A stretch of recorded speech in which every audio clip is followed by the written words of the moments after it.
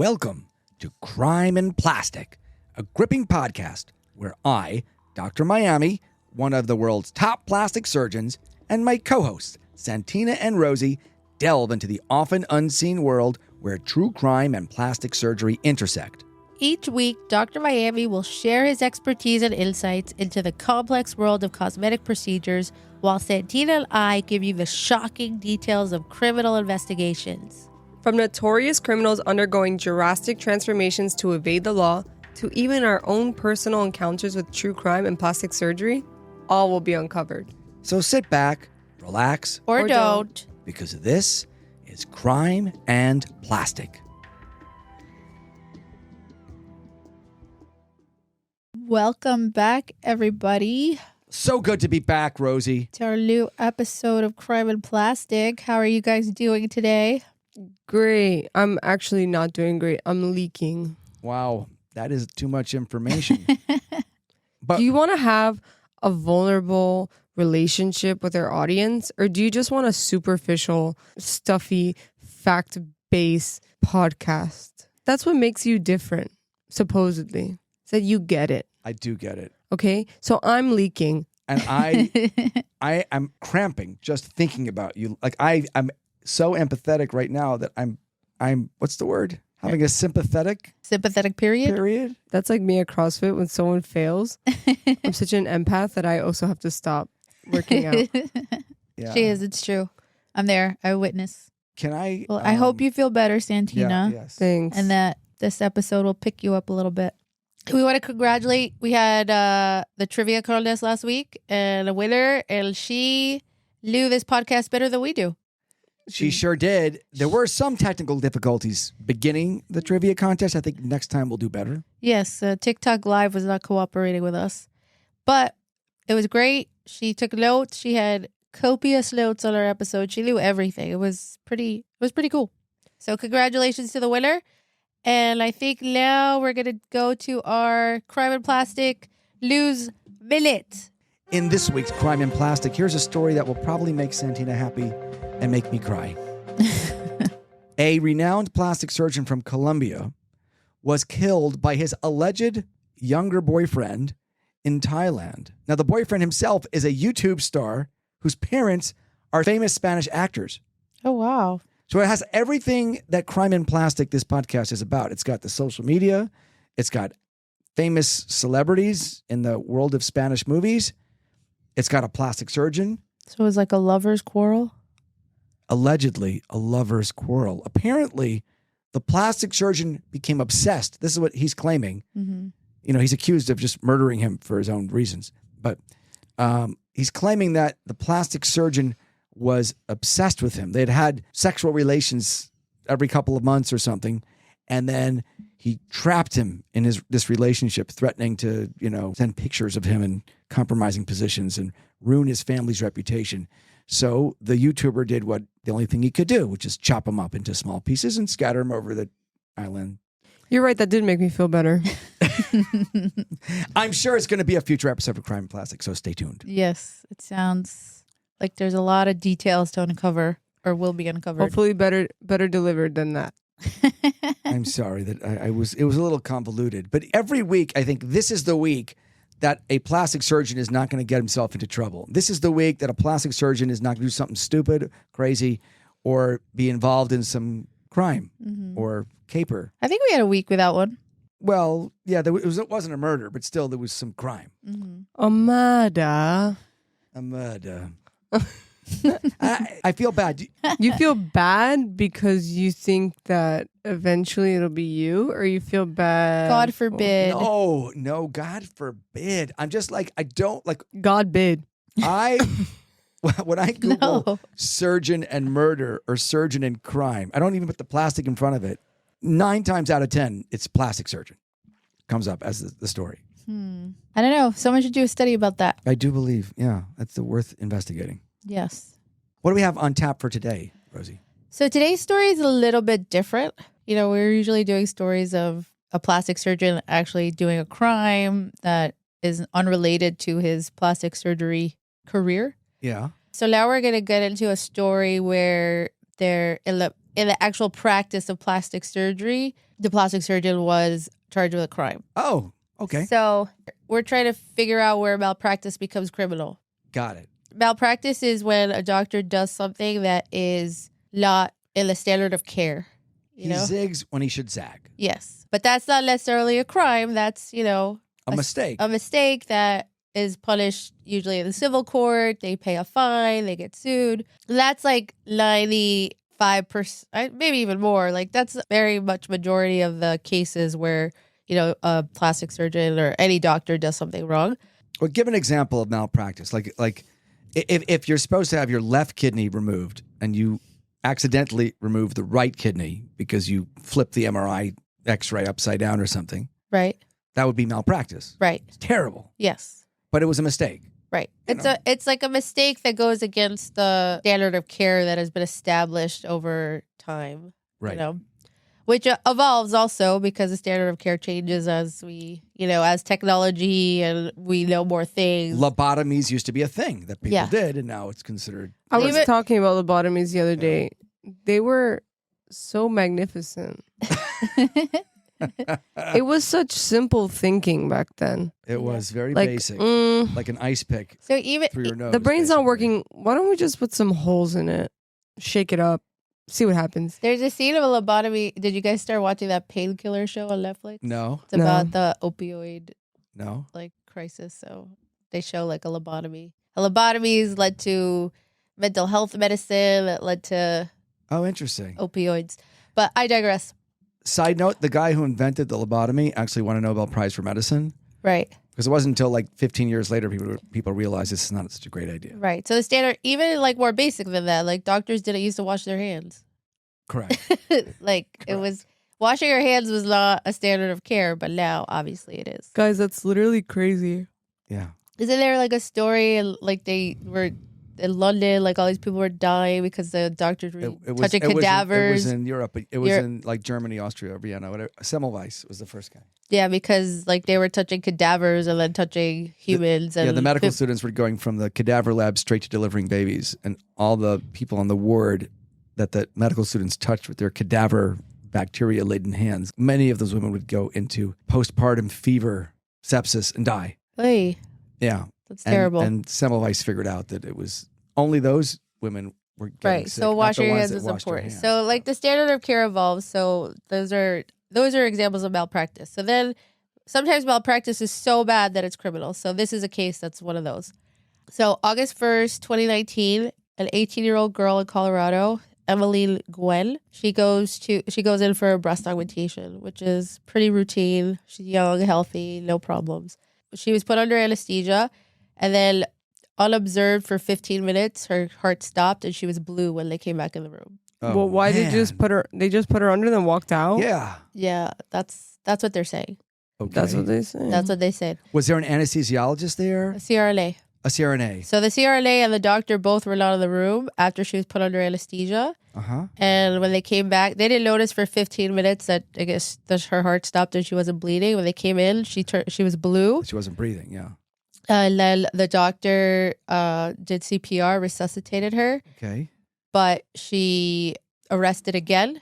Right. They brought her back. But while this was happening, they never called 911.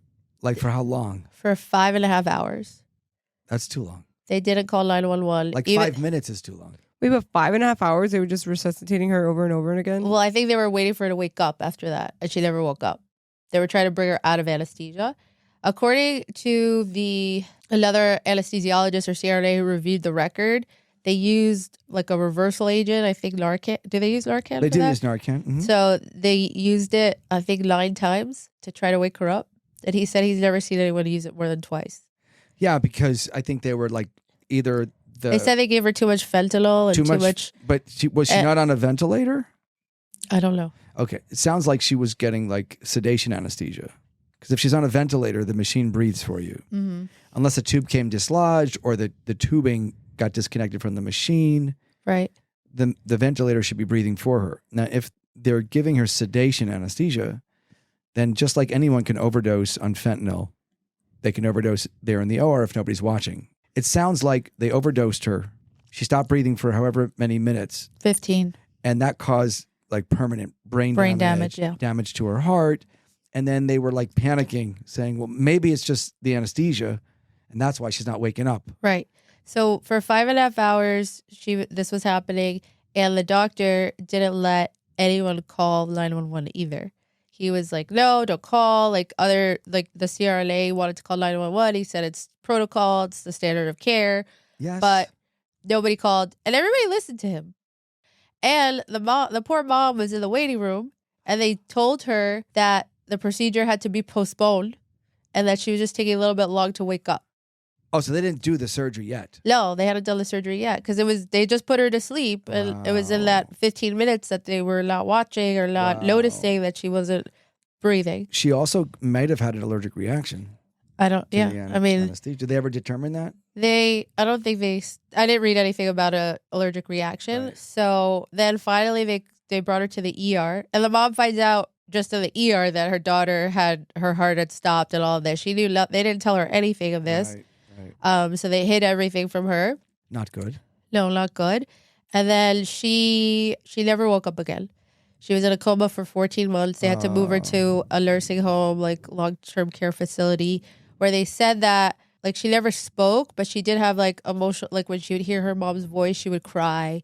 Like she had like she responded to some stimuli. She was like slowly getting a little bit better. But then 14 months later, she got a pneumonia and she died. Right. That's what happens sometimes. Yeah. In the long-term care facilities. So it sounds like she had some serious brain damage. Yeah, she had from those 15 minutes where she was out, and then But you would suspect 15 minutes of 15 no breathing. Minutes, you really just 3 or 4 minutes, and that's all you start got. to get some problems. Wait, what state was this in? Colorado. Let's go back in time. Like, what should the doctor have done? Besides obviously the first mistake, which is leaving her. Don't leave someone who's under sedation unwatched. Right. Even for 5 minutes, let alone for 15. Right. Like Dale Carnegie says, when you make a mistake, you have to admit it quickly and emphatically. Right. They tried to like pretend like they didn't make a mistake. Yeah. They tried to pretend like they didn't make a mistake, and they didn't do anything to correct the mistake, really, to, get her to a hospital. I mean, nobody knows the truth, but the experts were saying if they had got her to the hospital in time, she could have survived. I mean, survived. She did survive. No, I know. Or I guess that maybe it wouldn't have been as bad. Right. Maybe like a neurologist or a neurosurgeon might have recognized the injury to the brain and gave them some protocol they have for brain. So they have more resources at the hospital, which was the right thing to do. And also, I think that the staff didn't call 911 on their own. I think they had a similar thing in the airline industry. Remember that flight from Colombia that ran out of gas, and they said because the co-pilot had was not empowered to talk back to the pilot, he was just very subservient, so he didn't say we're running out of gas. He was just so they had to change their protocols to give the second in command, right?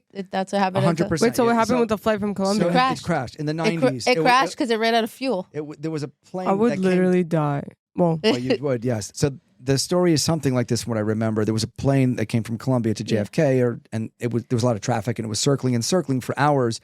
And the co-pilot would tell the pilot, "Hey, we're low on gas. We're low on gas." But the culture in aviation, in the what do you call that? The cockpit. Yeah. The cockpit culture was such that the captain had the last word, and everybody else was kind of subservient to the captain, and they weren't trained to speak up when they needed. And he said it with a little bit of force, but not the force that was needed to make the captain really. But what the rethink fuck? his plans.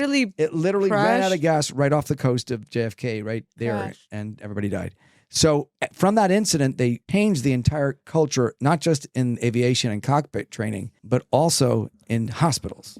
Okay. So I remember around 2003, I went through a training program. It was called Flight Ready, but basically it would teach surgeons and anybody in the operating room that you're a team, and even the lowest person on the quote unquote totem pole can hit the panic button. Like anyone can stop the train, basically. Right. If they see something that's critical. Right. And that was a big shift from when I was training, even in the 90s. The surgeon said, don't call 911 or don't do it. You wouldn't do anything the surgeon didn't say. Right. They were of that old mentality, I guess. But this happened in 2019. 2019. So that mentality is 20 years old. Right. So But do you think your staff would supersede you? 100%. Oh, Barry would have called 100%. Barry would have called No, forget Barry. You know me in the operating room. I'm very team oriented, and like I'm always asking for opinions and is this right? Not because I doubt myself, but because I know that I'm human and I want to make sure that everybody's heard. Yeah. And if there is something like that happens, if something's off, even like someone's leg falls off the table, like in your moving thing, nothing terrible has ever happened, but just, little things like that. People need to be empowered to speak up and act to protect the patient. Yeah. That's how I run my OR.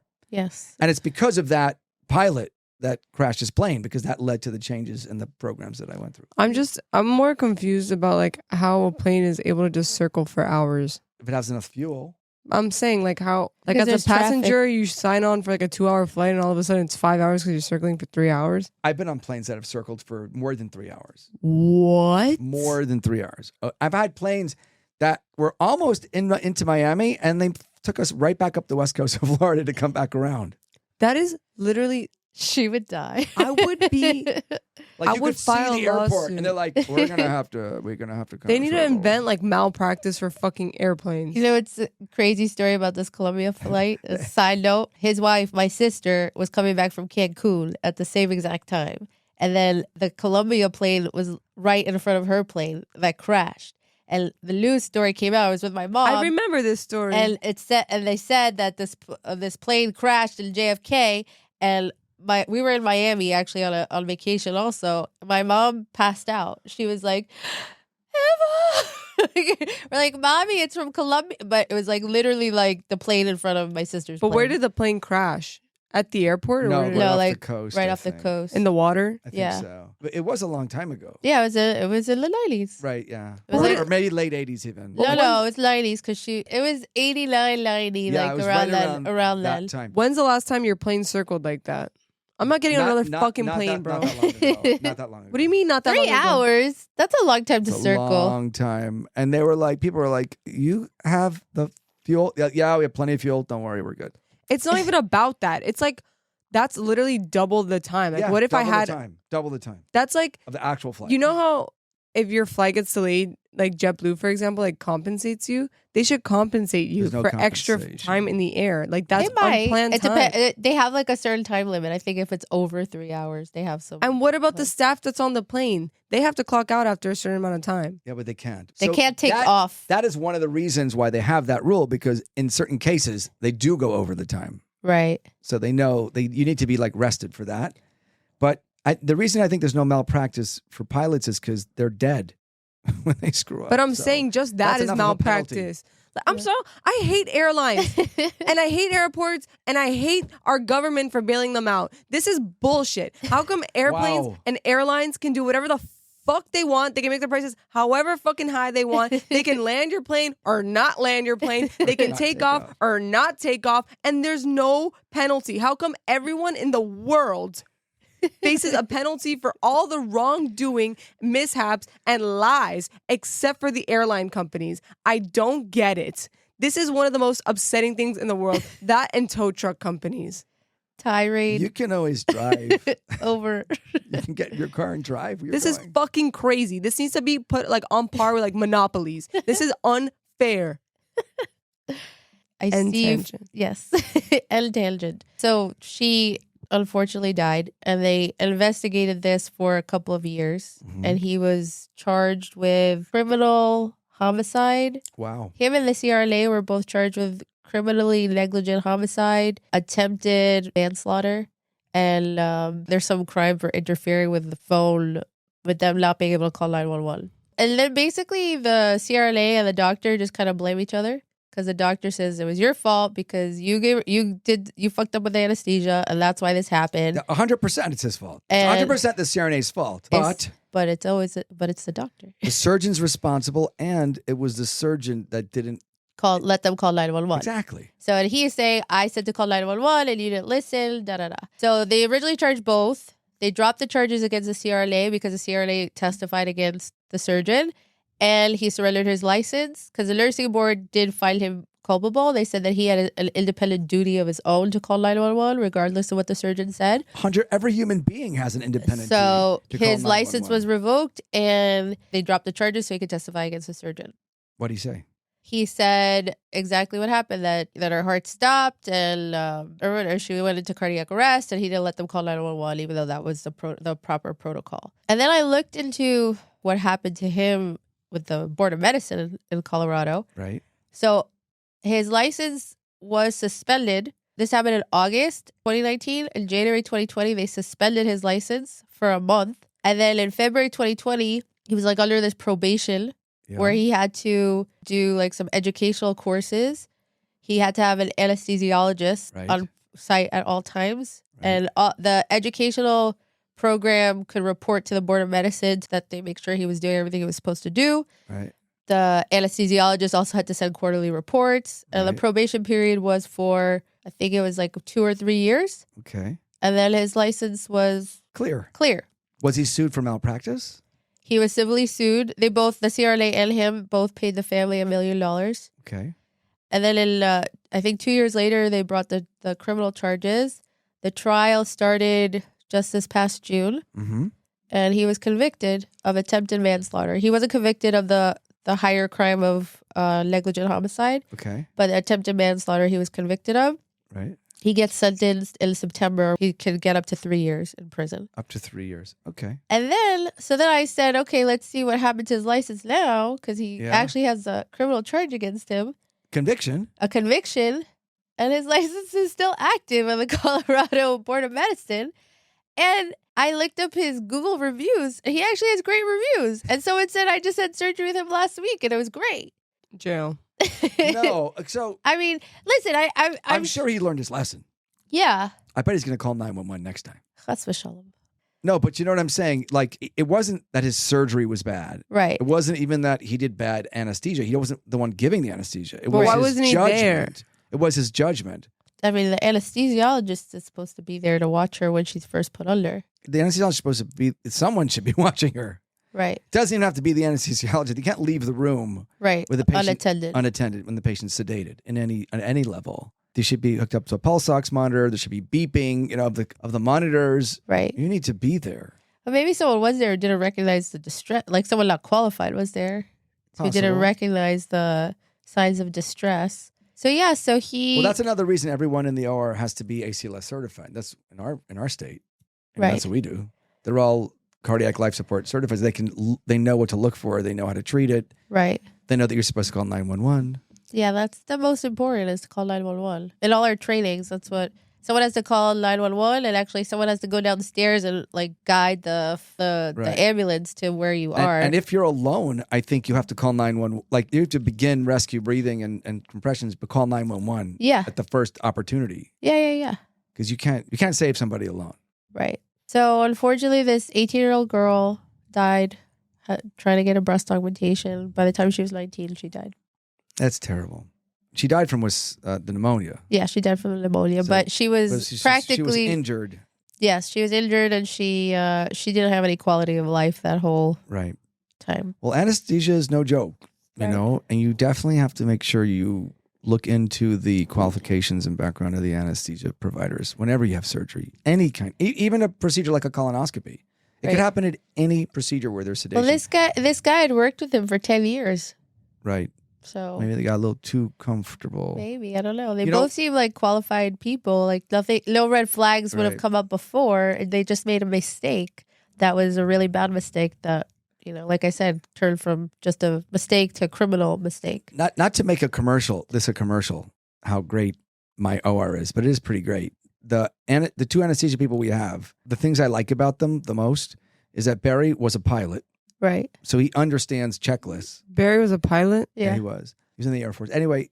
Don't like him. Barry was a pilot, so he thinks checklists. He thinks like worst case scenario. And Sang was an Eagle Scout. Right. So he's also very, by the book, Barry knows how to fly a plane. Yeah, he flew private jets in the 80s or something. Does he still fly? No, I don't think he flies anymore. No, since he had a kid, I don't think he flies. But like if Barry were on a plane and they were going down, like he could land it. He could like take over the plane. Yeah, he's commercial licensed pilot. I only want to fly with Barry now. Yeah, no, Barry's good. Barry's clutch. He's definitely clutch.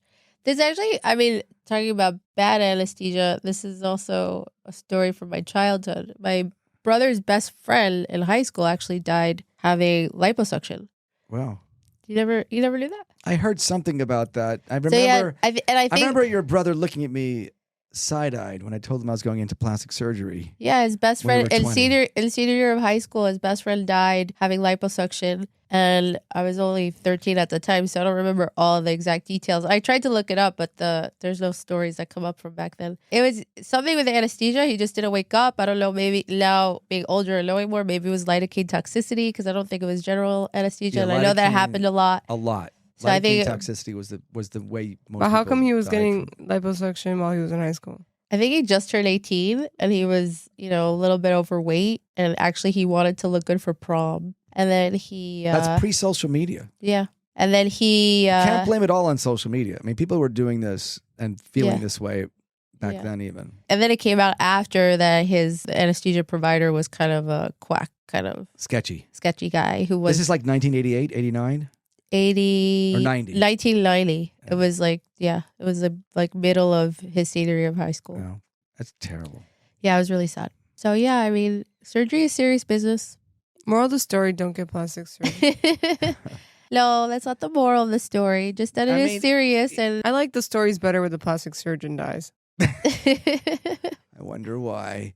But anesthesia, it's the anesthesia that's serious business. So you need to make sure that yes. the providers are Even good. local anesthesia, Even local. because the lidocaine toxicity is when you do it locally. Correct. Especially in the 90s. For some reason, there was a rash of deaths during liposuction from lidocaine toxicity. Lidocaine is the local anesthetic agent that makes things numb, like when you go to the dentist and they put it in your gums Right. so they can drill your teeth. So one of the ways you can do liposuction without having to use general anesthesia is by putting bags and bags of this saline fluid with lidocaine into the areas you want to liposuction. The problem is that it gets absorbed slowly in the hours after surgery back into your circulatory system, and it has toxic effects on the heart. And it will affect the rhythm of the heart, and the heart can have an extra beat or two, and if the wrong beat happens, basically the heart stops. You have a heart attack. And so patients would go home after the quote-unquote easy local anesthetic liposuction, and they would just not wake up. They'd be home 4 or 5 hours after surgery, and they wouldn't recognize the signs. By the way, the signs of lidocaine toxicity include like numbness and tingling around the lips, low blood pressure, things like that, and they wouldn't recognize the signs, and they would just die. So sad. So in some states, you're required to give a lidocaine warning for patients right. for what the signs and symptoms. So of what do they lidocaine do now toxicity. to limit that? So I don't use lidocaine. Well, no, at I mean all the people who in do my just, in my liposuction. I use general anesthesia but because the people who do use local. they basically, they have a formula of the maximum amount of lidocaine that you can give a person, and they're supposed to calculate based on their weight, and they have to give them a sheet that says all the warning signs of lidocaine toxicity. So if that happens, they can call 911 immediately. Because you can be reversed, it can be saved. There are things you can do, but the problem was people didn't recognize it. So that was Right. the main way. So that's why standards of care change That's after why things like that standards of care happen. change. Okay, well, there you have it. This episode of Crime and Plastic, a sad story. And He got sentenced in September, so I'll look for that. yeah, he gets sentenced in September up to 3 years in prison. And But he still has good reviews on Google. he does. He should have his license revoked. Well, I don't care if it was a medical issue. Someone's dead. So No, he has a judgment problem. I think that's why they convicted him. It was an error in judgment. And Right. surgeons need to be humble. They need to be able to step aside, especially in an emergency. They have to admit that there was a mistake made, and they have to think about the patient before they think about their own reputation. it's just not fair that was a 19-year-old girl dead and this guy still can have a livelihood. Well, I mean, the Board of Medicine looked at it. They suspended him. They gave him some rehabilitation. yeah. They malpracticed. It's not like they he's paid $1 a million to the needed family. doctor. Do you How understand what I dare mean? you. There's no shortage of plastic surgeons. How dare He's not you. saving lives. He might be enhancing them. You definitely make a point. So unless he's going to go perform plastic surgery on prisoners for free, Well, maybe he's. that's what Maybe- we should do with all the unlicensed plastic surgeons. The ones who Maybe. don't deserve, they should go do a public service. That's a good platform. I could get behind that. You should run for office and make that the law. I'm running for office. Santina 2020 4. Yay. Wow, you better get going. It's already. I already have a primary following. season. I'm already a step ahead. Can I be your campaign manager? Yes. Yay. You're hired. You got the job. Great. You? I don't know. I'm not voting. I think I would be torn. Voter apathy is plaguing this nation. I'm just very busy. Okay. It's okay. I'll mail in your ballot. Scratch that. Low voter fraud going on in here. Santina 2024. Yes, Santina 2024. All right. Can I be your vice president? No. Free BBLs. You could be my Free BBLs. You could be my court jester. I don't think that's a cabinet level position. I'll make it one. She's president. I'm changing the rules. Haven't you heard? Thank you, everyone, for tuning in. And we'll be back next week with another episode of Crime and Plastic. Have a great week. Bye. Bye.